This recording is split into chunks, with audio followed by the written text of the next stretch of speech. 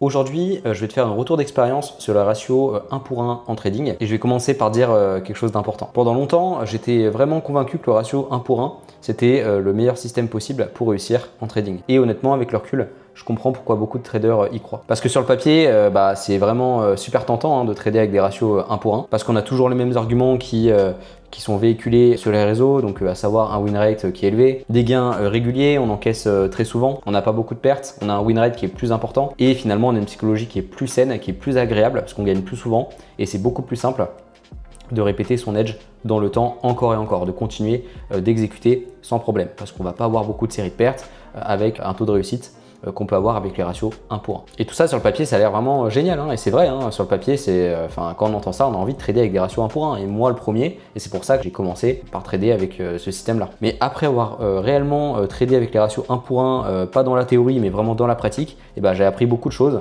beaucoup de désillusions, beaucoup de choses que j'ai apprises au fur et à mesure et l'intérêt de cette vidéo c'est de tout partager aujourd'hui. Comme ça, si jamais tu veux trader avec des ratios 1 pour 1, tu pourras savoir à quoi t'attendre avec un vrai retour d'expérience. Je vais quand même essayer d'être nuancé dans cette vidéo. Je vais pas non plus te dire que le ratio 1 pour 1 c'est pourri, etc. etc. Mais si vraiment tu souhaites trader avec des ratios 1 pour 1, je te le dirai à la fin de la vidéo. Il y a une méthode à mettre en place qui est vraiment très intéressante. Avant de commencer, n'hésitez pas à mettre un petit j'aime pour m'encourager, c'est super important pour ma motivation, et également à vous abonner pour être au courant des prochains contenus qui sortiront sur la chaîne. Et avant de commencer, comme je le dis à chaque fois, mettez-vous à l'aise sur un canapé, sur votre chaise du bureau, prenez un petit café et on est parti ensemble devant mon écran pour voir ma présentation. Pour commencer cette vidéo, j'ai une question à te poser et tu vas y réfléchir tranquillement. C'est une question qui est simple, mais je trouve que la réponse, elle définit complètement le type de trader qu'on est. Cette question, c'est est-ce que tu trades pour avoir raison ou est-ce que tu trades pour les probabilités? Parce que ces deux approches, elles peuvent sembler proches en surface, mais en fait, elles donnent des résultats radicalement différents sur le long terme. Et le vrai problème qu'on a, je trouve, c'est que la grande majorité des traders qui sont pas rentables, ils sont enfermés dans le besoin absolu d'avoir raison. Et je sais ce que c'est parce que je suis passé par là moi aussi. Ce besoin viscéral d'avoir un win rate le plus élevé possible, ce besoin de gagner le maximum de trades possible et ce besoin, ça va un petit peu ensemble, mais de se sentir compétent parce que tu as gagné le trade, d'avoir ce shoot de dopamine après avoir gagné un trade. Quand on est débutant, on recherche vraiment ça le plus souvent possible. On veut gagner, on veut se sentir bien, on veut prouver à soi-même qu'on peut réussir, qu'on est compétent, etc., etc. Et ce besoin qu'on a, c'est humain. C'est normal de ressentir ces émotions, c'est normal de vouloir gagner le plus souvent possible parce que c'est humain. On ne veut pas perdre un trade depuis qu'on est petit, depuis qu'on est à l'école. Quand on fait quelque chose de mal, c'est une erreur, etc. Sauf qu'en trading, une perte, c'est pas forcément une erreur si elle respecte un plan de trading et que tu as un edge derrière toi. Mais de par l'expérience qu'on a de toute notre vie, une perte, c'est mauvais. Et donc finalement, un trader débutant qui commence dans cette activité, il veut gagner parce que pour lui, c'est comme ça qu'un trader rentable fonctionne. Il gagne, il fait que gagner. Sauf que dans la réalité, ça fonctionne pas comme ça. Et il y a aussi un point qui est important, c'est que le taux de réussite, on peut pas le maîtriser. Tu peux pas décider comme ça d'avoir un win rate par exemple de 70% parce que tu en as envie. Les marchés, ils font ce qu'ils veulent et ton win rate, il va fluctuer avec eux. Et le problème, c'est que si tu construis toute ta stratégie autour de ça, tu es constamment à la merci de quelque chose que tu maîtrises pas et que tu maîtriseras jamais. Et tous ces arguments sur les ratios 1 pour 1, c'est devenu un effet de mode. Je sais pas si vous avez remarqué ça, que ce soit sur le YouTube francophone ou sur le YouTube américain. Beaucoup de personnes ont commencé à parler des ratios 1 pour 1 alors qu'avant personne n'en parlait. Je pense que c'est parce que c'est un sujet qui marchait extrêmement bien à un moment et donc il y a eu des gens qui voulaient un petit peu surfer sur cet effet de mode. Et encore une fois, c'est pas quelque chose que je critique parce que j'ai moi-même fait une vidéo sur les ratios 1 pour 1. Bon, après je l'ai fait avant qu'il y ait toutes ces vidéos de partout qui parlent de ça. C'était pas pour surfer sur un effet de mode ou quoi que ce soit. Mais c'est vrai que les arguments qu'on avait sur les ratios 1 pour 1, c'était vraiment très... ça donnait envie quoi. Voilà, pour le taux de réussite élevé, meilleur pour la psychologie, un drawdown maximum qui est potentiellement réduit de par le taux de réussite, on encaisse plus souvent et l'idée que j'avais c'était que sur un gros compte de trading, vu qu'on prend quand même des tailles de position qui sont importantes sur un gros compte en termes monétaires, on a envie d'encaisser souvent, on n'a pas envie d'avoir un énorme drawdown maximum, on n'a pas envie d'avoir un trade qui part, je sais pas, à plus 2, plus 3 R et qui revient à break-even, on a envie absolument d'éviter ça. Et c'est pour ça que initialement j'avais fait une vidéo sur les ratios 1 pour 1, que je mettais ça en place dans mon trading et que je pensais que c'était la bonne chose à faire. Mais après mon expérience, j'ai un retour totalement différent et c'est ce que je vais te partager dans cette vidéo. Et comme je te l'ai dit avant dans la vidéo, le win rate, on peut pas le maîtriser. Il fluctue, c'est inévitable. Il y aura des périodes où tout marche, où c'est super, etc., où tu gagnes trade après trade, mais il y aura aussi des périodes où ça va marcher beaucoup moins bien. Et en tant que trader, on n'a aucun contrôle là-dessus. Et donc si toute ta rentabilité elle repose avant tout sur le taux de réussite et que sur le taux de réussite presque, et ben tu es constamment finalement dans la réactivité émotionnelle. Tu es constamment malheureusement en train de stresser quand le win rate il baisse, quand tu perds quelques trades, de remettre en question du coup ta stratégie, de prendre des mauvaises décisions, de potentiellement tilter malheureusement, parce que quelle que soit la décision, si elle est émotionnelle, c'est jamais comme ça qu'on sera rentable en tant que trader. Donc en fait en tant que trader rentable, ce qu'il faut vraiment maximiser, c'est pas le taux de réussite, mais c'est avant tout l'espérance mathématique positive. Et c'est vraiment le cœur de cette vidéo. Et pour booster cette espérance mathématique positive, il faut essayer de gagner le plus possible quand tu gagnes et perdre le moins possible quand tu perds. Et c'est pour ça que dans mon trading, je vous en ai parlé très souvent, et j'ai mis en place des stratégies de sortie pour diminuer mes trades perdants sur certains setups, pour diminuer ma perte moyenne, et à l'inverse pour les gains, augmenter certains setups gagnants pour augmenter mon gain moyen. Donc finalement, augmenter mon gain moyen et diminuer mes pertes moyennes pour avoir une espérance mathématique très positive. Et c'est vraiment ce mot-là, après cette vidéo, retenez vraiment ça. Espérance mathématique positive. En tant que trader rentable, c'est vraiment ça qu'il faut essayer de maximiser le plus possible et le reste, on s'en fout. On s'en fout du win rate, on s'en fout du ratio. En vrai, c'est ça, espérance mathématique positive. Mais l'espérance mathématique, elle est vachement liée quand même au ratio. C'est-à-dire que si vous avez tendance à gagner en moyenne beaucoup plus que ce que vous perdez, vous allez avoir une espérance mathématique qui sera très positive. Et en vrai, c'est seulement ça qui compte parce que sur le long terme, c'est grâce à ça que vous allez gagner de l'argent. C'est pas grâce au win rate, c'est pas grâce à quoi que ce soit, c'est vraiment l'espérance mathématique positive. Donc s'il y a vraiment une chose à retenir de cette vidéo, c'est ça. Maintenant, on va rentrer un petit peu plus dans les chiffres parce que les chiffres, ça ment pas. Et je trouve que c'est en parlant de mathématiques que tout devient clair. Quand on parle de ratio, de taux de réussite, etc. etc. Et notamment aussi d'espérance mathématique, comme je te l'ai dit juste avant. Mais avant de te donner les résultats pour le ratio 1 pour 1, je vais t'expliquer quand même rapidement comment on peut calculer l'espérance mathématique parce que tu vas voir que c'est vraiment assez simple. Et une fois que tu as compris ça, tu pourras voir les ratios complètement différemment. Donc l'espérance mathématique, finalement, c'est une formule qui est toute bête. En fait, tu prends ton taux de réussite, tu multiplies par ce que tu gagnes quand tu gagnes, donc ce que tu gagnes en moyenne, et tu soustrais ton taux d'échec multiplié par ce que tu perds quand tu perds en moyenne. Et le résultat que tu vas obtenir, c'est ce que tu vas gagner en moyenne sur chaque trade. Donc par exemple, si tu gagnes 50% de tes trades avec un ratio 1 pour 1, le calcul c'est 50% multiplié par 1 moins 50% multiplié par 1. Donc ça donne 0,5 moins 0,5, ce qui est égal à 0. Donc tu es exactement à break-even et donc en ayant cette stratégie-là, tu travailles pour rien parce que tu n'as pas une espérance mathématique positive. Maintenant, on va appliquer ça concrètement pour un trader qui trade avec un ratio 1 pour 1. Donc pour être rentable, il lui faut un win rate quand même assez solide. Donc on va regarder ce que ça donne vraiment avec des exemples. On va prendre comme premier exemple un win rate de 80%, tout en sachant que les exemples que je donne ici, 80%, 70%, c'est totalement irréaliste. On ne pourra jamais avoir un taux de réussite comme ça en day trading ou en swing avec des ratios 1 pour 1. La seule manière d'avoir un taux de réussite aussi élevé, c'est de faire du scalping avec des ratios négatifs, mais ce n'est pas du tout le même business model et on en parlera un petit peu après dans la suite de cette vidéo parce que là, dans le cas du scalping, on prend beaucoup de trades, beaucoup de positions pour compenser le fait qu'on perde plus que ce qu'on gagne et donc finalement, c'est un peu le même modèle que les assurances. Les assurances, on paye tous les mois des frais et une fois tous les ans ou tous les 2 ans, tu as une grosse perte, il y a un dégât des eaux et donc l'assurance après elle doit réparer le dommage. Donc finalement elle encaisse beaucoup de petits gains, et puis de temps en temps il y a une grosse perte qui arrive. Donc les scalpers c'est exactement ce business model, donc c'est totalement différent je trouve par rapport au day trading parce que dans le cas d'un day trader ou swing trader, on est plutôt dans un trading qui est directionnel. Donc on a tendance à être très sélectif, à prendre 2, 4 trades, 5 trades dans le mois ou alors un peu plus, mais pas non plus énormément. Donc on n'a pas la quantité qui peut limiter un petit peu la variance. C'est totalement différent. Mais enfin bref. Donc du coup, pour un win rate de 80%, on fait le même calcul. Donc on fait 80% multiplié par 1 moins 20% multiplié par 1. Donc ça donne 0,8 moins 0,2. Donc là, l'expérience mathématique, elle est égale à 0,6 R par trade. Donc là, c'est extrêmement bien, hein, ça se tient. C'est vraiment une très bonne espérance mathématique. Mais encore une fois, comme je te l'ai dit, avoir 80% de taux de réussite avec un ratio 1 pour 1, c'est juste impossible. Tu peux peut-être faire ça sur une série de trades sur 1 mois, 2 mois, mais n'espère pas faire ça sur le long terme. C'est pas possible. Maintenant, si le win rate il descend à 70%, ce qui peut arriver, et encore une fois, 70% c'est extrêmement positif. Pour moi, c'est impossible d'atteindre ce win rate quand on a des ratios 1 pour 1, mais c'est pas grave, c'est juste pour l'exemple. On fait le même calcul, donc on fait 70% multiplié par 1 moins 30% multiplié par 1, donc ça fait 0,7 moins 0,3 et donc là l'espérance mathématique elle chute de 0,6 à 0,4 R. Et si le win rate il est à peu près à 60%, ce qui est à peu près convenable, on va dire qu'on a des ratios 1 pour 1 et encore c'est quand même dur à aller chercher, c'est pas tout le monde avec des ratios de 1 qui peut aller chercher un win rate de 60%, faut quand même avoir un edge qui est très intéressant, c'est pas donné à tout le monde. Donc ne crois pas que c'est facile avec des ratios 1 pour 1 d'avoir un taux de réussite de 60%. Mais du coup avec un taux de réussite de 60%, ça fait 0,6 moins 0,4 pour l'espérance mathématique, et donc ça donne seulement 0,2 R par trade. Et donc tu vois que l'espérance mathématique pour un win rate de 60%, c'est quand même pas, c'est pas super quoi. On peut quand même être rentable, je dis pas le contraire, mais la rentabilité elle sera quand même assez faible. Et ce qui est compliqué, c'est qu'encore une fois, on peut pas maîtriser le taux de réussite, comme je te le mets ici. Donc il suffit que le win rate il passe de 60% à 55%, l'espérance mathématique elle chute drastiquement. Donc ça c'est compliqué quand même à gérer, et c'est une pression supplémentaire pour les personnes qui tradent avec des petits ratios, parce qu'ils savent très bien que leur réussite en tant que trader dépend énormément de leur taux de réussite. Et donc c'est un stress, c'est une pression, on veut gagner le plus souvent possible.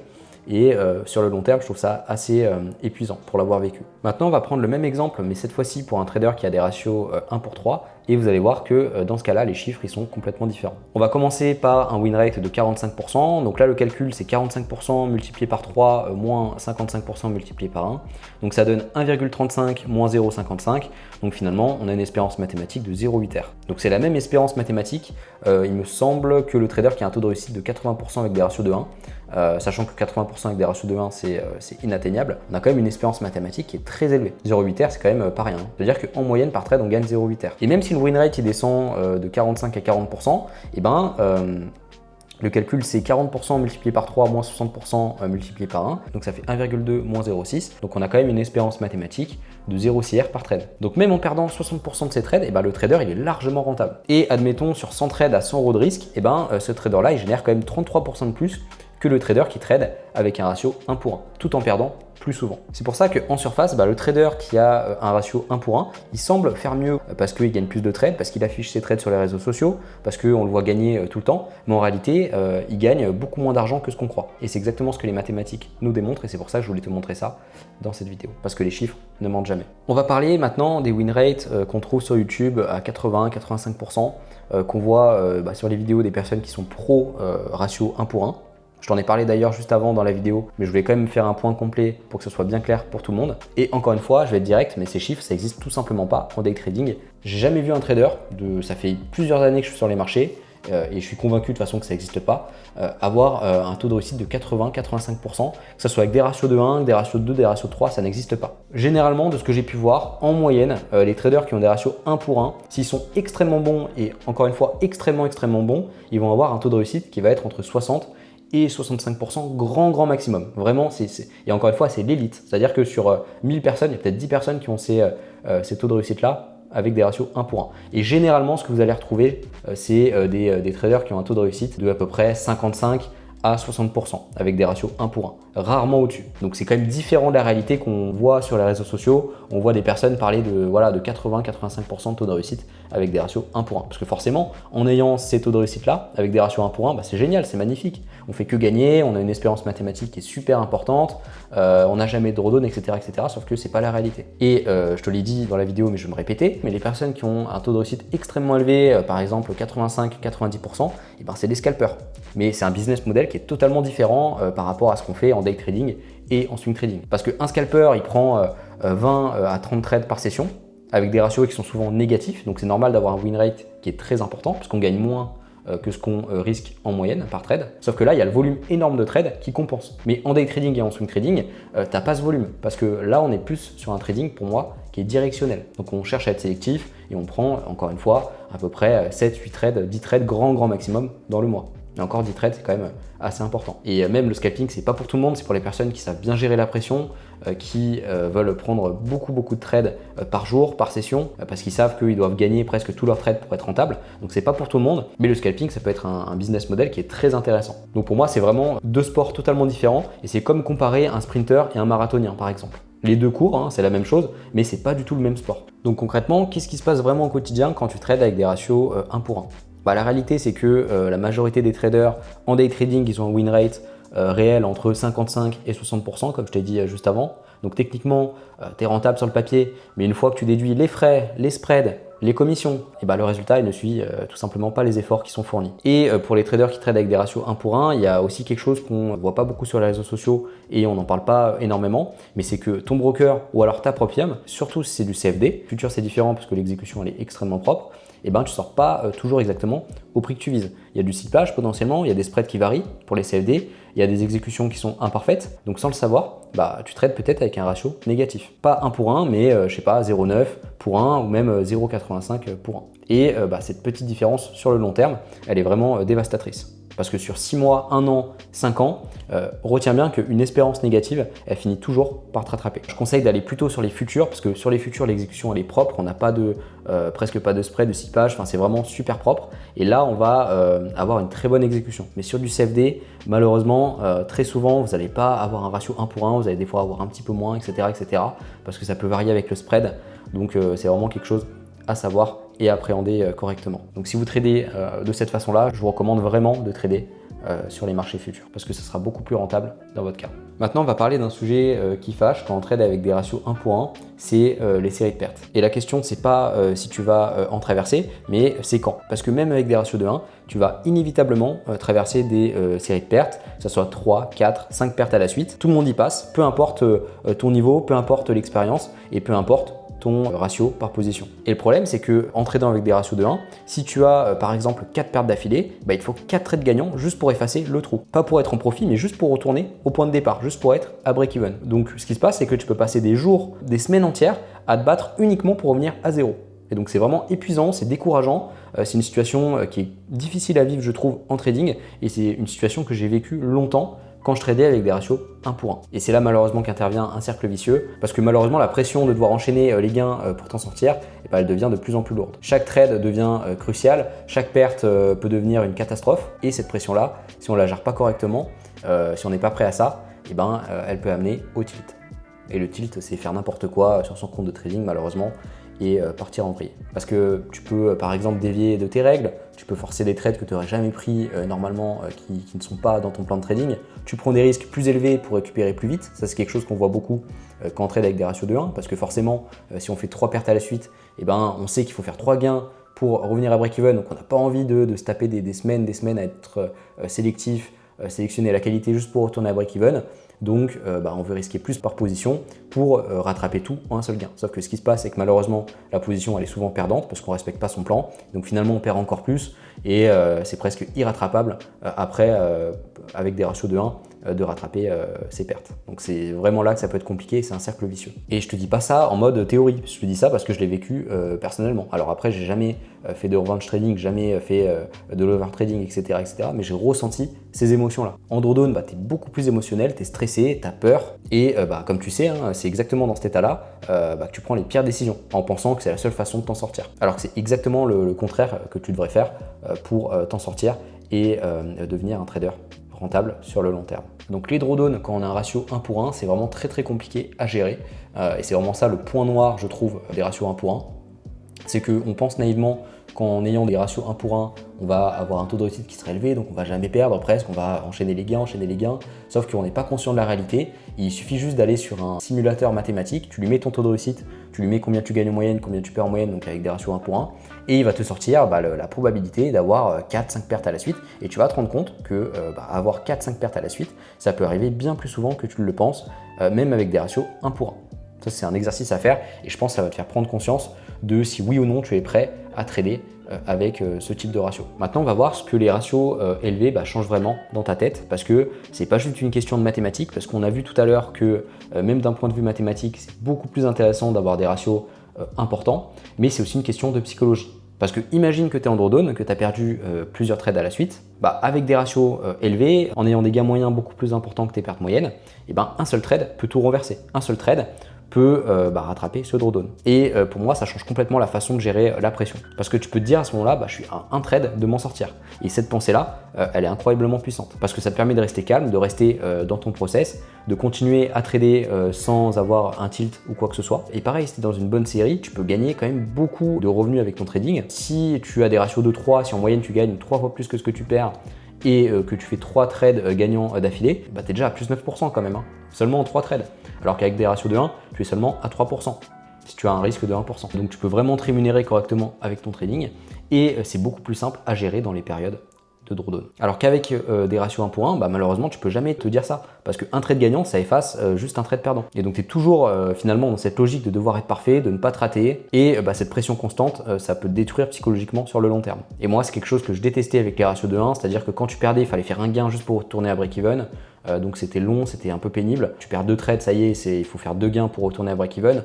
Donc c'est pesant, les drawdowns, ils sont super compliqués à gérer émotionnellement et c'est pas forcément, je trouve, la meilleure chose à faire. On va parler maintenant de la protection naturelle que t'offrent les ratios élevés. On l'a vu dans cette vidéo, le win rate, on ne le contrôle pas, on peut jamais le contrôler, mais ce que tu peux contrôler, c'est seulement 2 choses. C'est premièrement combien tu risques par trade et combien tu peux gagner par trade. Ton gain moyen par rapport à ta perte moyenne. Et pour moi, c'est sur ces 2 leviers-là que tu dois construire ta rentabilité. Parce qu'on l'a vu avec les maths, mais avec des ratios 1 pour 1, une légère baisse de win rate, ça se ressent immédiatement et très fortement dans tes résultats.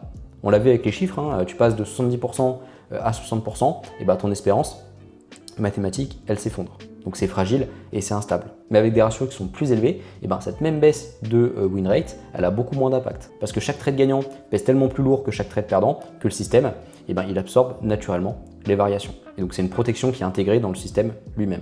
Et après, pareil, il y a quelque chose qui m'empêchait de trader avec des ratios plus élevés, d'avoir un gain moyen plus important que ma perte moyenne, c'était de me dire, ok, je suis d'accord avec tous ces arguments-là, qu'on gagne beaucoup plus en moyenne, que les drawdowns sont beaucoup plus simples à gérer parce que si on a une série de pertes, on peut les rattraper beaucoup plus rapidement. On peut aussi avoir beaucoup plus de résultats dans notre trading parce qu'on peut gagner beaucoup aussi sur certains trades. Moi, il y a des trades, je vais donner mes propres chiffres après, où des fois, je peux faire des TP de plus 4, plus 5, plus 6, plus 7 R. Donc ça peut être des résultats extrêmement intéressants sur une journée. Et même sur l'entièreté de mon historique de trading.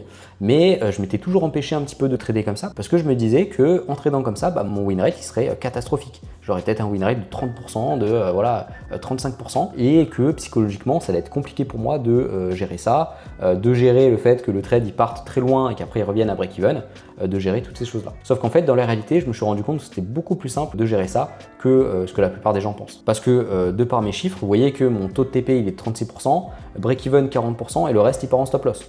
Donc finalement j'ai des TP seulement 36% du temps, mais j'ai des break-even à 40% du temps. Et je trouve que c'est pas non plus si dur que ça de gérer ça. Après quand on regarde mes chiffres, j'ai un taux de stop loss à peu près de 52% je pense, quelque chose comme ça. Mais c'est complètement gérable. Même si tu trades avec des ratios qui sont importants, c'est quand même gérable psychologiquement. Tu vas pas t'envoyer en l'air, tu vas pas perdre 10, 15 trades à la suite. Enfin, ça va aller. Si tu as un edge un minimum rentable, tu vas t'en sortir et ça va être quand même assez simple d'exécuter ton plan. Et psychologiquement, ça va te soulager de dire que si tu es en drawdown, tu peux rattraper ça beaucoup plus facilement. Parce que là, ce qui est bien dans ma stratégie, c'est que effectivement, j'ai un taux de TP qui est pas très important, 36%, sauf que j'ai quand même 40% de break-even. Donc finalement, 56% du temps, soit je gagne de l'argent, soit je n'en perds pas. Donc finalement, c'est quand même aussi bien. Et c'est pour ça que j'aime bien le break-even dans mon trading, c'est que ça me permet de limiter mon drawdown maximum et de limiter mes trades perdants. Et de toute façon, j'ai vu dans mes datas que c'était intéressant de mettre mon break-even à un certain niveau, donc c'est ce que j'ai fait dans mon trading. Mais voilà, j'ai quand même un gain moyen 3 fois plus grand que mes pertes moyennes et 56% du temps, soit je gagne un trade, soit je suis à break-even. Donc voilà, il y a pire quand même. C'est pas non plus horrible comme situation. On voit que voilà, mon ratio il est autour de 3, j'ai un gain moyen de 2,27 R et une perte moyenne de moins 0,65 R, donc je gagne 3 fois plus que ce que je perds en moyenne. Et pour les gains moyens et les pertes moyennes, j'ai mis en place des stratégies de sortie de sorte à augmenter mes gains moyens sur certains setups et à diminuer mes pertes moyennes sur certains setups. Donc en moyenne, je me retrouve avec un ratio de 3. Et donc en drawdown, un seul trade suffit à renverser la situation. Donc sur le papier, comme je le mets, ça peut sembler inquiétant, mais dans la réalité, c'est parfaitement gérable psychologiquement. Mais quoi qu'il en soit, je voulais te faire cette vidéo pour t'expliquer tout ça, te faire un retour d'expérience sur ce que j'ai vécu. Et je t'invite vraiment à essayer de te remettre en question parce que souvent, c'est l'ego qui nous empêche de nous remettre en question, de continuer à progresser parce qu'on n'a pas envie de remettre en cause ce qu'on croit savoir. Parce qu'on a investi du temps dans une façon de trader, on y croit, on ne veut pas entendre que c'est peut-être pas la meilleure approche pour son trading. Mais ce que j'ai appris au travers de mon expérience, c'est que les traders qui durent vraiment dans ce métier, dans le temps, c'est ceux qui sont capables de se remettre en question, d'évoluer, d'adapter leur système quand leurs données leur montrent que quelque chose ne fonctionne tout simplement pas. Et c'est ce que j'ai fait dans mon propre trading. Avant, je tradais seulement avec des ratios 1 pour 1, et puis par la suite, j'ai mis en place mes stratégies de sortie pour augmenter mes gains moyens et diminuer mes pertes moyennes, et ça a augmenté ma rentabilité largement.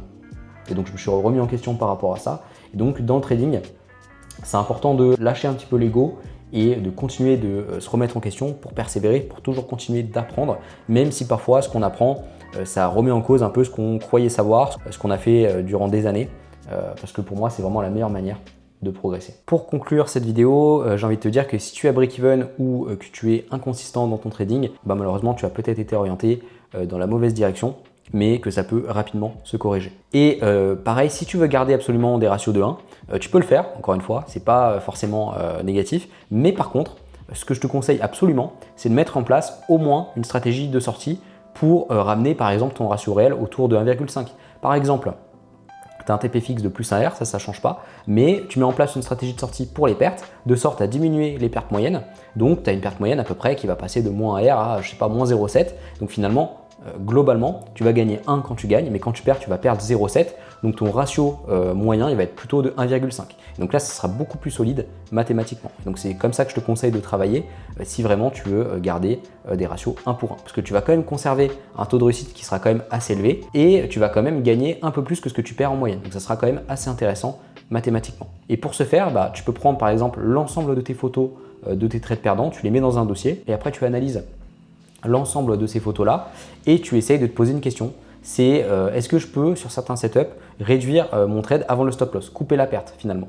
Parce que tu vas voir qu'il y a potentiellement des patterns qui se répètent sur tes trades perdants où tu peux te dire quand il se passe X ou Y, et je peux couper ma perte avant le stop loss et donc booster ma rentabilité en ayant un ratio moyen de plutôt 1,5. Et ça sera infiniment mieux qu'un ratio 1 pour 1. Et pour terminer cette vidéo, j'aimerais te dire que la capacité à remettre en question qu'on croit savoir, pour moi c'est la compétence la plus importante en trading parce que les marchés ils évoluent, ils changent, ils sont cycliques et les seuls traders qui durent vraiment des années, c'est ceux qui s'adaptent, ceux qui regardent leurs résultats en face et qui changent ce qui doit être changé. Et c'est exactement ce que j'ai fait dans mon trading, j'ai regardé mes chiffres en face sans me mentir, j'ai accepté que j'avais tort sur pas mal de choses et donc j'ai changé. Et si cette vidéo peut t'aider à faire la même chose que moi, elle aura servi à quelque chose et elle aura rempli sa mission. Donc voilà les amis, c'est la fin de la vidéo, j'espère que ça vous a plu, j'espère que ça vous a appris pas mal de choses. Encore une fois, ce que je partage dans cette vidéo, c'est mon avis personnel, c'est mon retour d'expérience sur un sujet qui me tient quand même assez à cœur, parce que j'en ai parlé quand même assez souvent sur la chaîne dans le passé, et donc j'avais envie de vous partager ça. Mais encore une fois, c'est pas une attaque contre les personnes qui tradent avec des ratios 1 pour 1, c'est simplement mon avis, et encore une fois, j'ai pas la science infuse,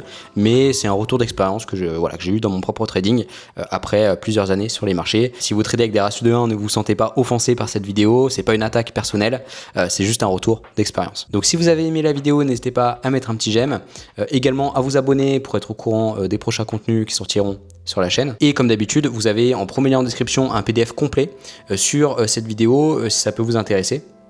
Donc le PDF il est vraiment bien fait, j'ai bien pris le temps de le faire. Vous allez voir qu'il est quand même beaucoup mieux que ceux que j'ai fait auparavant dans les anciennes vidéos. Et comme ça vous avez le résumé complet de cette vidéo, parce que cette vidéo elle est quand même assez longue, j'ai dit pas mal de choses. Et donc ça peut vous aider à mémoriser le plus important. Aussi en deuxième lien en description, vous avez accès à plein de ressources gratuites. Donc vous avez plein de ressources pour structurer votre activité avec journal de trading et j'en passe, table de risque. Vous avez aussi 10 guides PDF pour progresser et un livre que j'ai écrit il y a quelques années, le récit d'un étudiant qui souhaite réussir à tout prix, pour en apprendre un petit peu plus sur moi et pour découvrir des leçons sur le développement personnel. Donc n'hésitez pas, c'est les liens en description, vous avez juste à rentrer votre email sur mon site et je vous envoie ça directement dans votre boîte mail. Et quand vous êtes abonné aussi à ma liste email, j'envoie une fois par semaine un mail très inspirant sur plein de sujets différents pour continuer de vous apporter de la valeur. Et après bien sûr vous pouvez vous désabonner quand vous avez envie. Donc on se retrouve comme d'habitude lundi prochain à 19 h pour la prochaine vidéo. Et puis comme d'habitude, prenez bien soin de vous et de vos proches.